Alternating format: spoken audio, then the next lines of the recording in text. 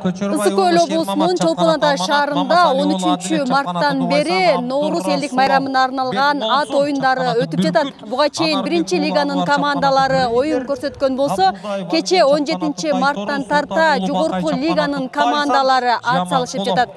Алардын арасында тагыраагы жогорку лигада Баткен облусунун намысын коргоп жаткан жаш күч курама командасы да катышып жатат. Бардыгы эсеп чоту менен оюн таласы даяр. Алгачкы секундалар чыкылдады.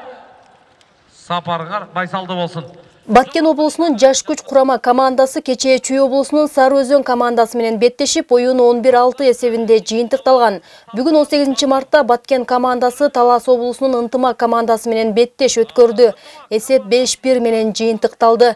Оюн талаасында беттеш кызуу жүрүп, спортчулар оюн жогорку деңгээлде өткөнүн белгилешет. Жакшы оюн болду, буюрса. 2 күн болду, экинчи күн бүгүн ойнодук. Кече Сары Өзөн менен ойногонбуз, бүгүн Ынтымак менен ойнодук.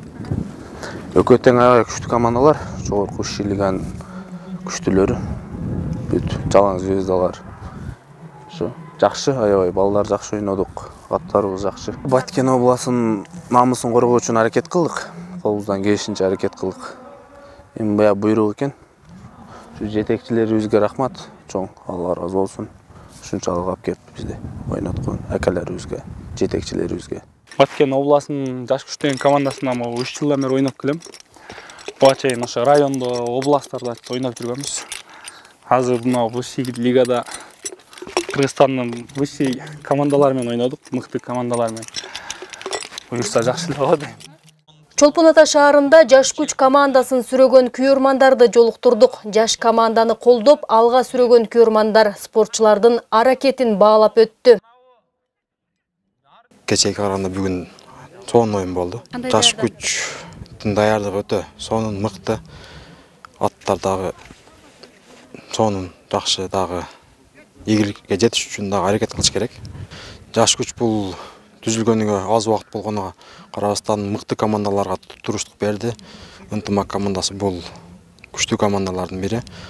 Ошондой эле бул жогорку лигага өтүш бул өзү бир жетишкендик десем болот. Оюн жакшы болуп атат эми. Мыкты даярданышыптыр балдары. Жакшы оюн көргөзүп атышат эми мына. Алган апарып эле салып атпайбы эже. Жакшы. Эрендердин эр оюну аталган көкбөрү бүгүнкү күндө өлкөдө кеңири жайылып, байма-бай түрдүү республикалык турнирлер өткөрүлүп келүүдө. Буга чейин көкбөрү курама командасы болбогон Баткен облусу акыркы 3 жылдан бери жаш команда топтоп, мыкты оюнчулар менен өзүн көрсөтө алды. Команда 2019-жылы түптөлүп, 1 жыл ичинде жогорку лигага чыгышты. Команданын түптөөчүлөрүнүн бири Акылбек Жумабаев мыкты балдарды жана аттарды топтоо оңойго турбаганын айтат. Кадамжай районунун бир 3-4 адамдын артынан түптөлүп калды бул команда. Эми эч ким деле жардам берген жок. Биз өзүбүз жардамыбыз менен Кудай колдоп эле ушинтип жакшы команда түптөп, Баткен намысын коргоп жүрөбүз. Жетишкендиктери жакшы, жаш болсок да жакшы оюн көрсөтүп атабыз.